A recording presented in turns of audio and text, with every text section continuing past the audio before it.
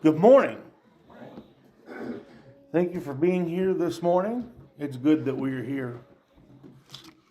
This is a $2 bill. Some of y'all might not even know that they actually made these. When I was given, okay, look, there's two of them in the place where I store this, and I hope it's either this one or the one that's still back there in that place. When I was given this $2 bill, there was a sister. She was just giving money to the kids. I don't have any idea how I was under 10. That's about as good a guess as I could give you. And I've gotten these out of order. I had to ask my mom because I thought it was Monopoly money. Look, the picture on the back is the signing of the Declaration of Independence. If you want to look at this later, I'll let you look at it. I've hired Patrick as private security, so you'll have to answer to him if you want to take off with it. It might be worth watching.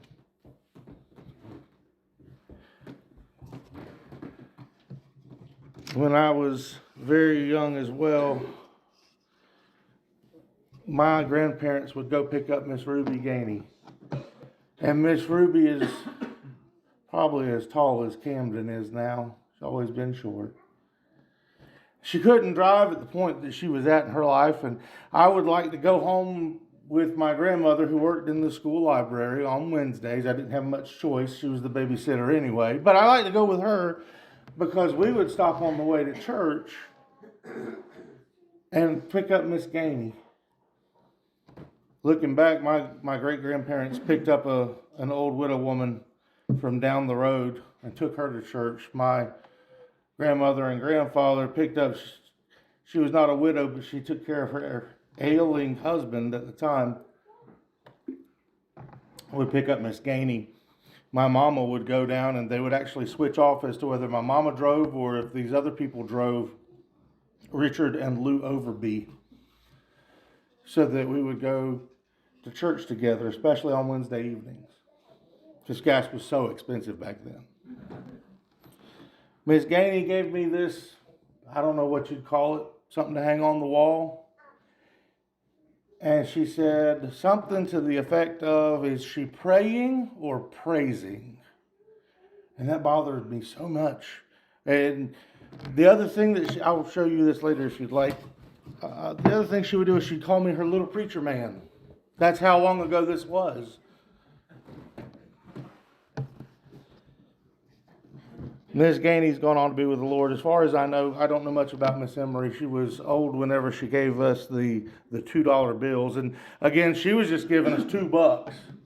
There were about 10 kids. She was just being nice.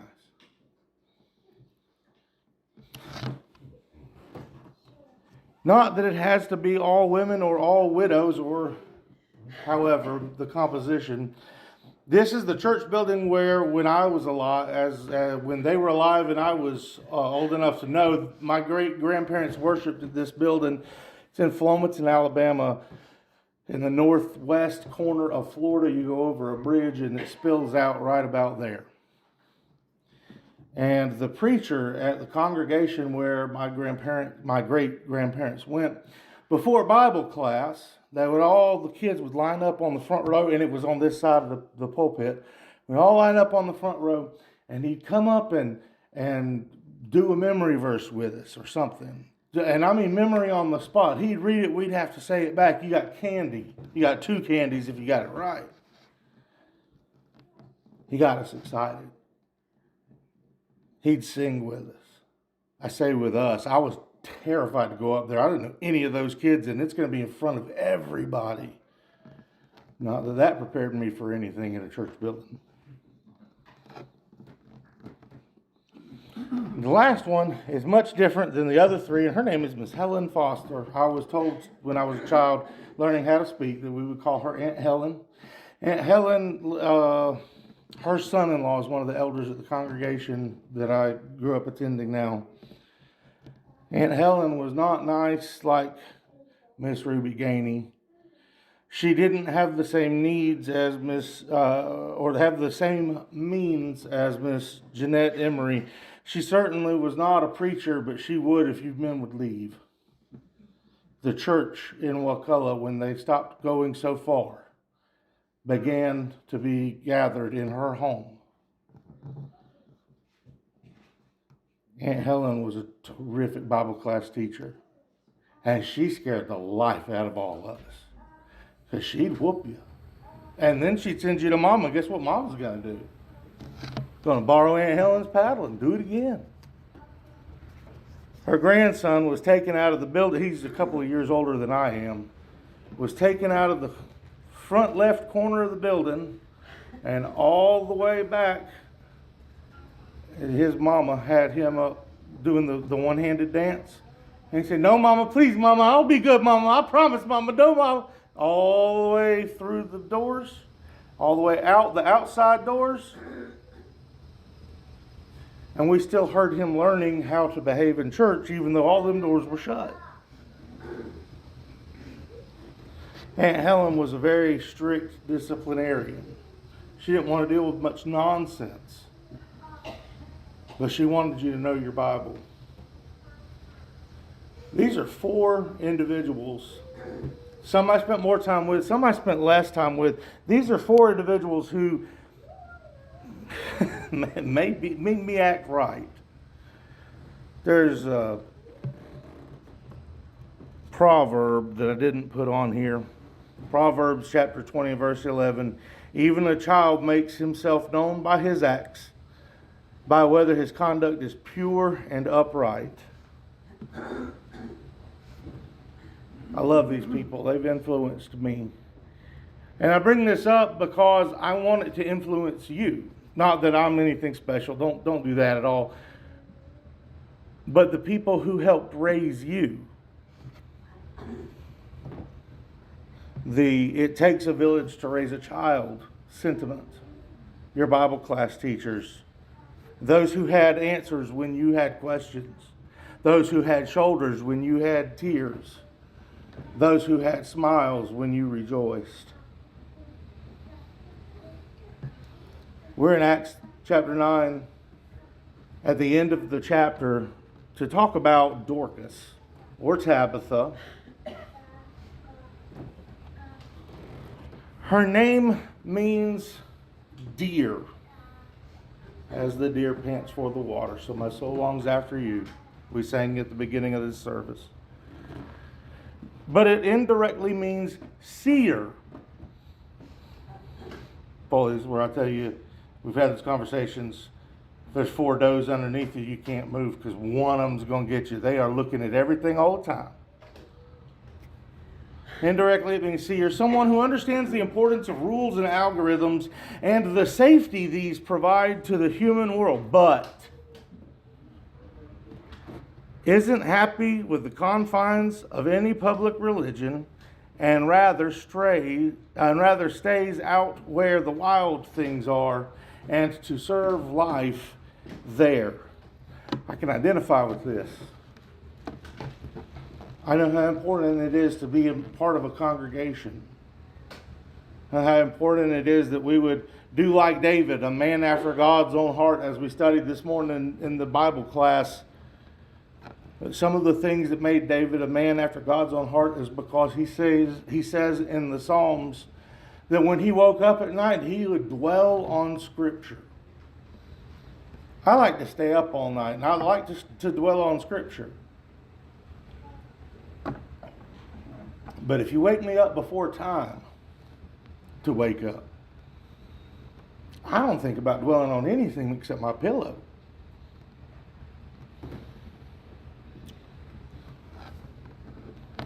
And so the word seer, paying attention to, even if it's hard, even if there are things about it that are not that easy to deal with, Dorcas means seer, means deer. And we don't know if she was a Christian woman. We don't know if she was a widow woman or not. I like to say widow woman because it's got like 6 W's in it. Not true. We don't know her marital status. It's typically presumed that she is a widow because she dwells or she takes care of the widows who are of the congregation that meet with her there in Joppa. If she does this, we don't know if she does it as a business or if she just does it out of the kindness of her own heart. We don't know how often she does it, but we know one thing about that ability to sew, knit, or crochet is that she was some kind of good at it and everybody loved it. Everybody that took advantage of or took advantage of being able to use the time to be with her was blessed because they gather in her name because they want to show their respects to her. If you're still in Acts chapter 9, there at the end of that chapter, in verse 38, since Lydda was near Joppa, the disciples, having heard that Peter was there, sent 2 men, urging him, do not delay in coming to us. They're convincing. Peter does that. He follows them back to Joppa. We're not told if they say anything else to him. I would speculate that these are 2 people who were influenced by Dorcas as well, because if you're going to send someone, hey, go get somebody important because this important thing happened. Oh, well, she wasn't really all that important to me. Actually, I never had any interaction with her. How's that guy going to represent Joppa to Peter?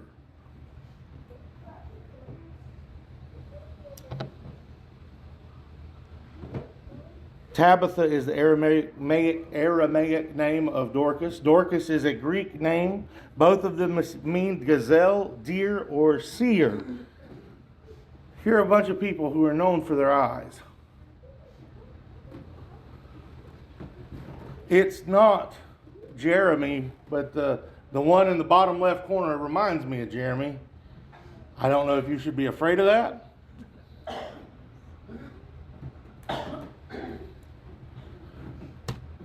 People who are known for their eyes. I had to look it up. My wife thought it was funny. She laughed at me, not with me, in saying that I had to look up doe eyes.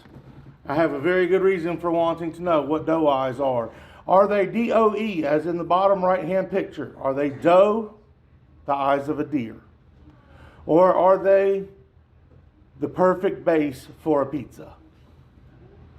Because that's what I thought it was. Apparently, there are 2 different kinds of eye shapes that are attractive throughout the world, not only to men, but also to women. And those 2 in contrast are the ones at the top. One of them is Tyra Banks. She was a model sometime back, morning talk show host, all kinds of... She's known for her eyes. Not specifically the shape, but the color. I don't know what the natural color is, and I tried to find out, and there was just too many weird answers. I don't know what it was. But one of those shapes is her shape. It's elliptical. These are the eyes that you would paint cat eyes on. Bette Midler has got a whole song. Betty Davis has a whole song about having eyes like Betty Davis. Hers are not elliptical. They're very, very round. And those are doe eyes. You're welcome, Drew.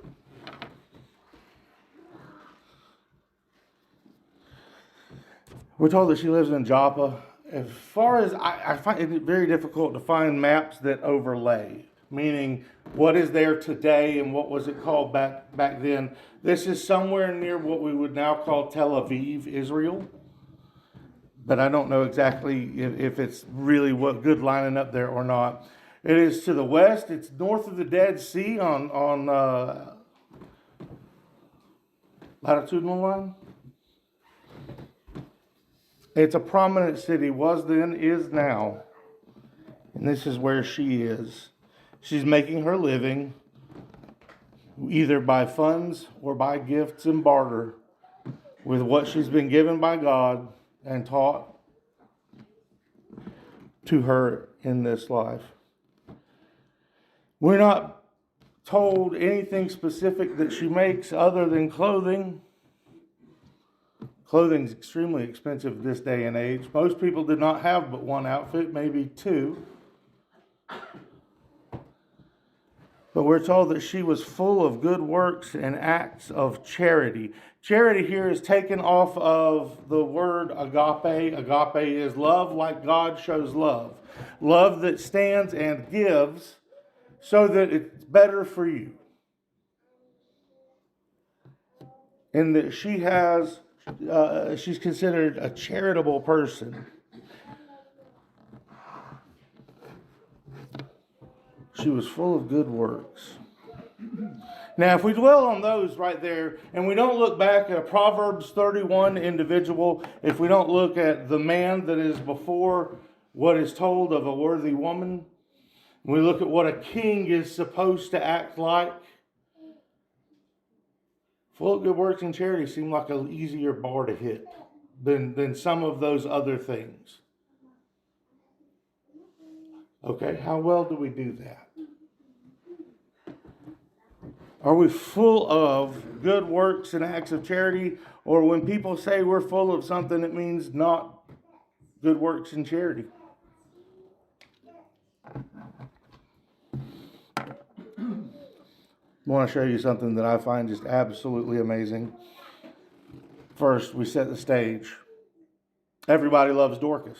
Dorcas is in Joppa. There's an apostle nearby. We don't know what the time is going to be for one to the other. I saw a map that had it like 3 miles apart. They could have done it one day. I don't know. 3 miles for me right now is a pretty hefty distance. They go and they get Peter and they bring him back because she's dead. We're not told much about her except that she is full of good works and acts of charity. They want Peter to raise her up, meaning that the people around have what? They have faith that Peter can raise her up. And if they think Peter's going to do something different, I don't know exactly what that might be. When Jesus interacts with individuals, family members, loved ones, of people that have died, that person gets raised from the dead. There's the widow of Nain. Jesus happens to walk into the middle of a funeral procession and raises the boy back from the dead. Their faith is in something. Isn't it wonderful to see faith conflated one with the other? Dorcas had faith. She was acting like she should. She was an excellent Jew. She becomes, or at least we assume that she's an excellent Christian because the congregation sends to raise her up. She is a good person. In verse 40, Peter's doing what Peter needs to do. But he's done something first. He puts everybody outside. Why? Because your salvation, your raising up, it's private. That's between you and God. I can't do anything about it. Maybe I could stand in your way. We don't want that to happen. Go outside. This is between her and the Lord alone. And Peter as the conduit. And whenever Peter reaches out to her, he doesn't call her by the right name. He doesn't call her Dorcas, but rather he calls her Tabitha. There are certain names that go well together, and we would expect them to be the same. John, Juan. Same name, different language. Dorcas, Tabitha. Your mouth doesn't even do the same stuff.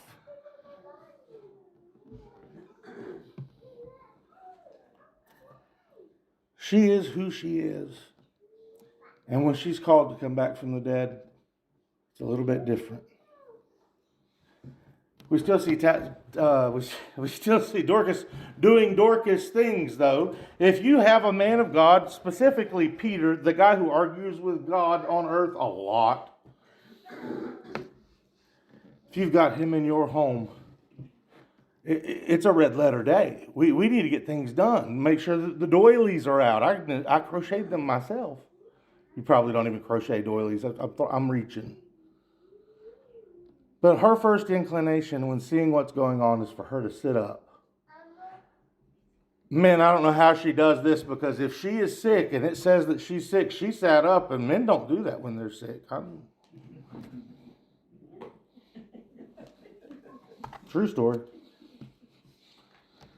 Peter brought life back to her. She sat up. But then we're given a little bit extra. He raised her up. Directions mean something, and it's easy to pass over, especially just these two words, that he raised her up.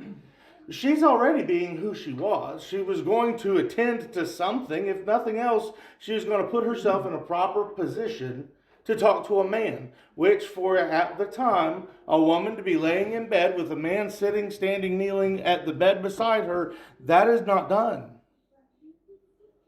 That's impropriety at the least. But he goes a step further. It's not just about having her sit up, it's about having her raise up.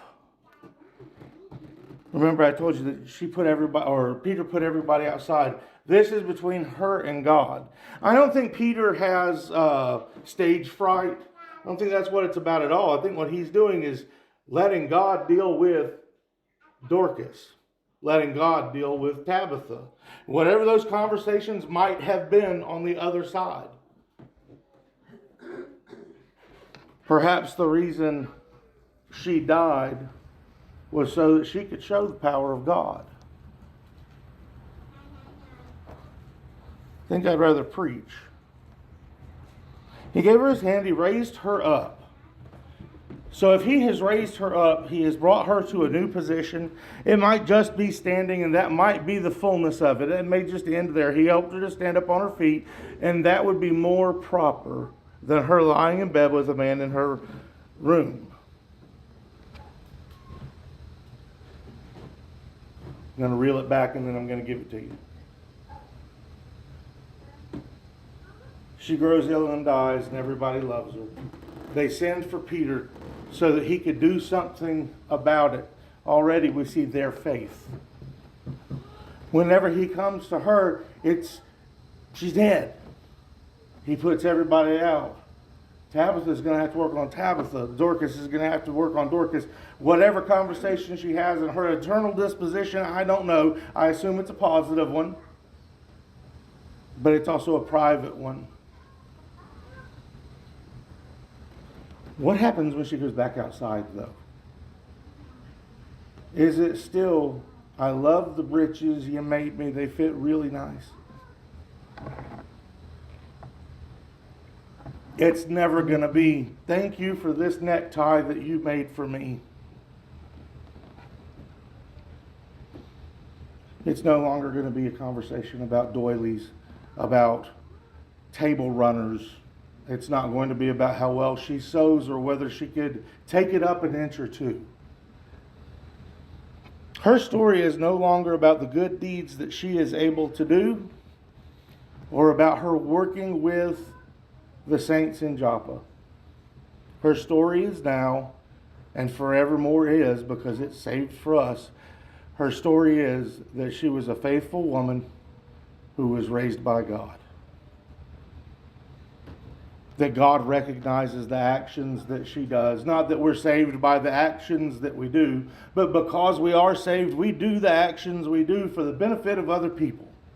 This is why Dorcas is doing these actions. She's able to show the prosperity that one can have in God, the assurance that we could have for forevermore in God. And there's one last wrinkle.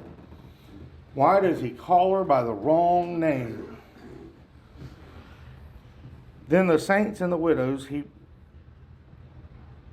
them calling the saints and widows, then calling the saints and widows, he presented her alive, and it became known throughout all Joppa, and many believed in the Lord. This week my family's had a running joke because of the Masters. Mark's the only one that watches it, so make fun of him. I did. The lowest paycheck that the lowest ranked golfer gets after 8 days of walking around way too early in the morning. $56,000. So the question was, would you wake up early and walk around on camera for $56,000? Me and you are so far apart.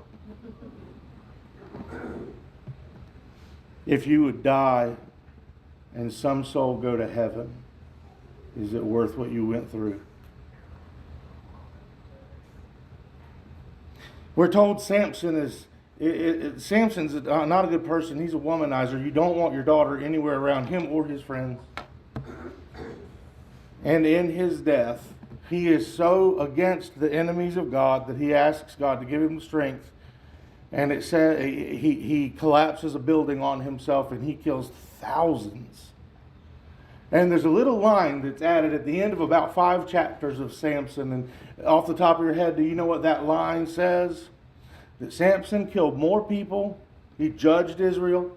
He brought about peace in the land. He accomplished God's will. That he killed more people in giving himself, making that building fall down, than he did in his entire life.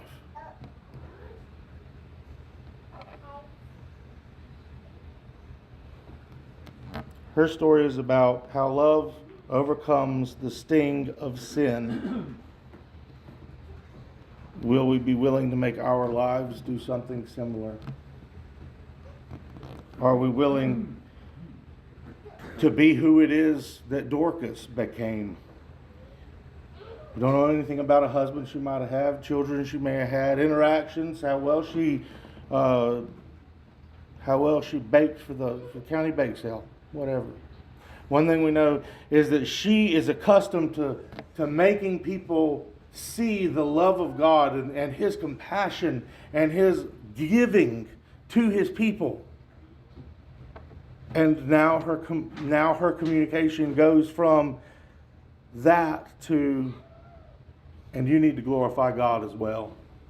Because this is the kind of person that God is saying is a good person. There are a lot of good people in the world, and that's great. If you watch the news, don't believe it, that you're the only one who's alive who is a good person. And it's wonderful to know more and more good people in this world. But Jesus is not going to come back for eternity for good people. He's coming back for saved people. And if you are not a saved person, you need to understand one thing pretty quickly, if you would. That's okay. We know how to make you a Christian. God tells us for the rest of the New Testament how to be a better person. You may have a leg up on half of us, or all of us. But God's not coming back. Jesus is not coming back for good people. He's coming back for saved people. And I would like to help you with that this morning. If you need to be saved, I'm going to come stand over here. No, I'm going to come sit over here. Come up and sit with me and let's talk. We're not going to make you stand in front and tell anybody anything. But if I can give my life to Christ so that others can find their way to Him, that's what I need to do. It's what Dorcas did. Oh, and the name change. We're told in the book of Acts that it was in Antioch where, I think it's the book of Acts, Antioch, they were first called Christians, the followers of Christ. I'm not a this kind of Christian or that kind of Christian. I'm just a Christian because that's all I can see the Bible tells me that I need to be. So while my name won't change from what it is, who I serve will change.